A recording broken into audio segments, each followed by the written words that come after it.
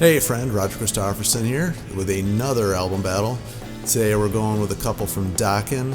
Was watching some music stuff this morning on TV and saw, the top 10 Dokken songs on another channel, Sea of Tranquility. You should check him out. He does some of this stuff too. I try to pick a lot of different stuff, but the guy got me a little bit inspired to do some of this stuff myself because we're trying to keep the music alive, talking about this stuff, man. I think a lot of these newer musicians and younger musicians out there should hear some of this stuff. It's great. I mean, the guitar playing and singing back in the days, even though production, isn't on par with today's production, it's still great songs and they still sound good to me. I don't care. I love listening to this stuff, so I just love talking about it.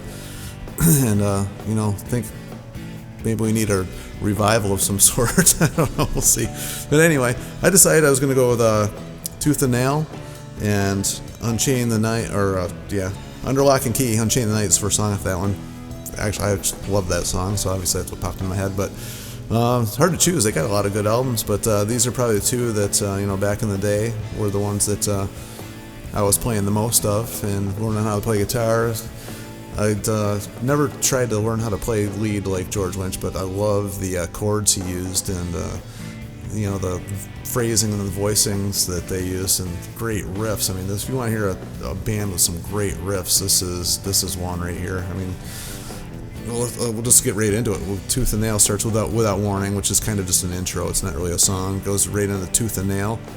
Talk about a heavy song. I mean, they just like rip your face off right from the start with this one, and it's catchy.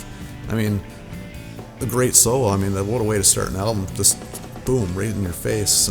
Great riff, heavy. I mean, it's really, that song had it all, heavy and melodic. It just you can sing along with it, but you could jam and headbang to it at the same time. And that led right into Just Got Lucky, which went a little bit in a different direction. It's more of the poppier side of Dokken, but still, I mean, George Lynch is playing guitar, so it's going to have a heavy riff. So that's what the song has. It's catchy, but still heavy at the same time. Also, another great solo. I'm probably going to say great solo about every single one of these songs because George just had a style of his own that nobody could copy. I don't think anybody ever could copy what he did. He was very unique in what he did, and even to this day, there's a lot of people that would say that he was a huge influence on them. Then we go right from Just Got Lucky into Heartless Heart. Good song, probably not one of the biggest ones on the album, but it's memorable. Still got a good riff and good vocal part. I mean, Don could sing like his butt off back in those days. Right into Don't Close Your Eyes, which I think is an underrated song. It didn't get the due it maybe should have. That's a good song, Don't Close Your Eyes. Yeah, man, I'm just going over my head right now. It's been a while since I've listened to this, but yeah, that's a really good song. And then we go into another heavy one, When Heaven Comes Down. Man, it's just heavy. It's just got that great guitar riff, good melodic vocal, but heavy. The melodies were kind of not. They were kind of spooky sounding melodies. They weren't like pop. They had the big catchiness to them, chorus, but it wasn't like major keys and stuff that they were using. It was all like, I mean, not just minor keys, but there was like off weird key signatures that they would sing, and it was strange melodies, but it was all very catchy, just the same. And then of course that goes into the Fire, which is probably one of their big hits from back in the day, even though it was heavy. It had didn't have like the blistering guitar solo like some of these other songs had, but it probably has one of the more memorable solos in it. Good song. I mean, everybody's heard that song. It's a great song. Into Bullets to Spare, which is also a good song. Not probably underrated too. I mean, that one's just got the catchiness to it. Another blistering solo. I told you I was going to say there's a good solos on all these.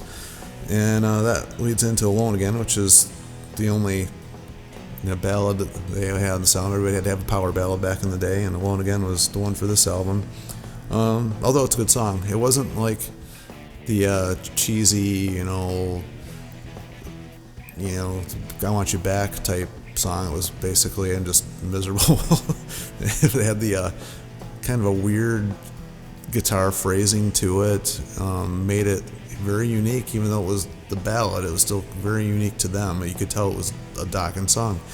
And in the end, that one was "Turn on the Action," which is probably the weakest song on the whole thing. But a lot of bands did that back in the day. This day, it would probably end their albums with one of their weaker songs, and this one was probably the weakest song on the album. Even though it's still a decent song, it didn't really hold up to the rest. So I probably wouldn't listen that far on the album too much. We'll move on to Under Lock and Key. Now, Under Lock and Key is where they really hit it big. All the videos came out at this point in time for them, even though their videos were absolutely horrible. I mean, check out Breaking the Chain sometime if you get it, if you want a good laugh. Even they laugh at it. It's definitely wasn't their thing, but at least you got to see the band, have a little fun. I mean, the video for what was it? It's Not Love is the one where they have the flatbed truck and they're playing it. That was actually, it wasn't too bad. That was the least cheesy video, I think, of the ones they made. Anyway, let's get into it. Side one opens. Of course, I'm doing the cassette thing because that's, what about all this stuff on. Unchained the Night. I love this song. I mean, this song just has everything you would want in a Dokken song. It's got the amazing guitar riff. Don sings like a monster on the song. He hits some like the high notes. He's just nailing them. It's got the huge chorus. Got a great solo. I mean, I can't believe this song, out of all the songs on this album, probably my favorite song on the album. It's the opener.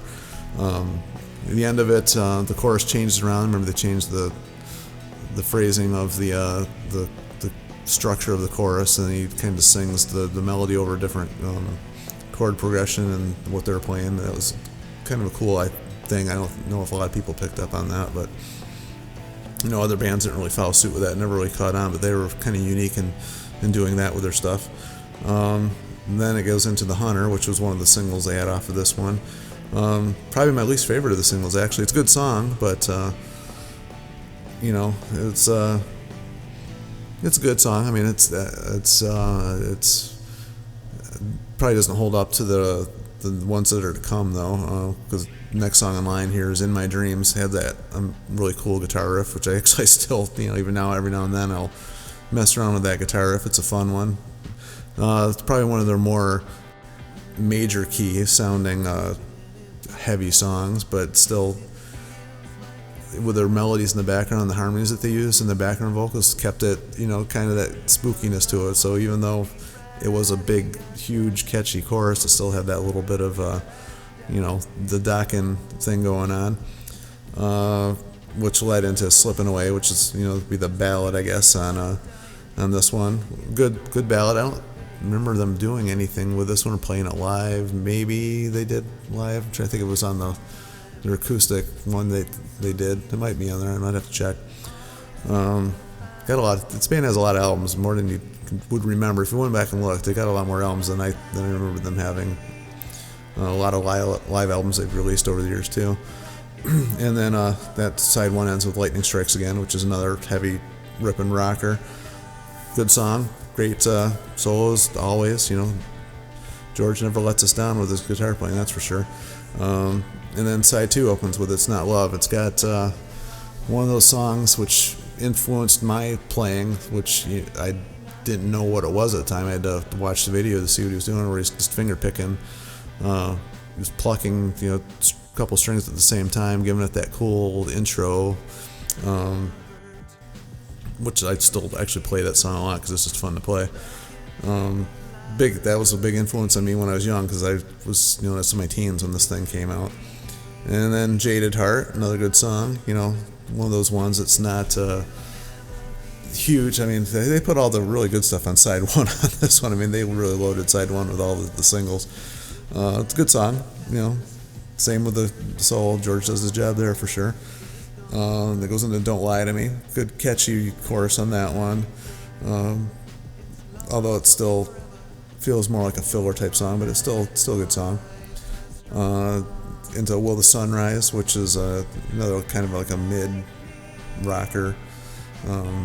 Good song. It's got a good catchy chorus. It's one there's nothing I would skip over on this album. I don't want to make it sound like that. They're all good songs, but they really loaded side one with all the huge songs.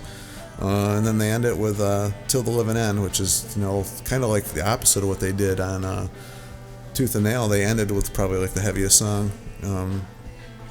Good heavy rockin' song, good way to end it. Big influence on me as a young songwriter and guitarist. They're more unique in the hair band, as they really didn't have their own real visual style, but they definitely had their own sound, and they still do. They try, George wanted to take him in a different, some of the later albums he participated in, he wanted to take him into more of an experimental, follow the trend type thing, and it didn't really work for them too much, in my opinion. Saw them live here a couple years ago with their new guitarist, whose name fails me at the moment, but he did the Lynch stuff good. He played, the Lynch solos on all the stuff, and then did his own thing on some of the later songs that weren't on the earlier albums that they did. Don's not hitting the high notes like he used to, but it still sounds like Dokken. He's still out there doing it, so put on a great show. Band sounded great, so I was still happy seeing them. It took me years to finally get out there and see them. They never really played around my area, so I never got the chance to see them until after their heyday. But anyway, big influence on me. My younger days, to get a chance to check them out. I mean, they're still out there doing it. Dokken's still releasing albums. Lynch is still releasing albums. Lynch is like releasing. I can't even remember how many projects he's involved in lately. He's been doing a couple albums with Michael Sweet. That basically Dokken did a band with the singer Robert Mason there here. Just what was it called, the End Machine here just last year. That sounds like a Dokken album with a different singer. And he sounds similar to Don too. That would have been a great Dokken album actually. Check it out. He's got another one coming out here. Dirty Shirley, I think his name is. He's got that coming out with one of the newer singers from the Frontiers label there. So he just constantly releases stuff. They just did a KXM album, which I actually just listened to here last week. With Doug Pinnick and the drummer from Korn. Great stuff. That's like their third album. So George Lynch is just still out there just killing it. That dude I don't think he'd rest. So anyway, lots of music out there still for you guys to check out, new stuff, and maybe some people didn't know about. Check it out. Lynch is still writing killer riffs. I don't know where he gets the stuff from. He just has a million of these things. So anyway, if you want to hear anything, like I always say that they influenced me on, check out my other YouTube channel. Just Roger Christopherson on YouTube, and I got the Bandcamp and iTunes and Spotify and all that stuff. If you want to listen to any tunes, just check them out.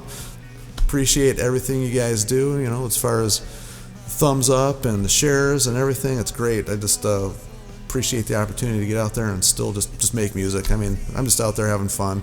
And that's all this is at this point in time, keeping the music alive, talking about it, checking out the old stuff that maybe we've forgotten about, maybe introducing some of these artists to people that, would love to hear them. That's really what it's about, is unless we talk about them and let people know about these artists, some of these younger guys maybe don't even know that there was a Dokken, don't know that there was all these other bands that were out there before, don't know Michael Sweet, George Lynch will lead them to that and then lead them to something else, just get out there and just keep the music alive. If you listen to radio lately, you know what I'm talking about. We need to get some of these kids out there, and even some of us listening to this stuff again. It makes you feel great. It brings me back to a point in time where life was good and music was fun, and there's no reason we can't still feel that same way now and just enjoy just listening to it. I don't know where I'm going with this, but appreciate everything. Talk to you guys later. I'm going to have another album battle here coming up soon. I'm just having a great time sharing all this stuff with you, so we'll see you soon. Thanks.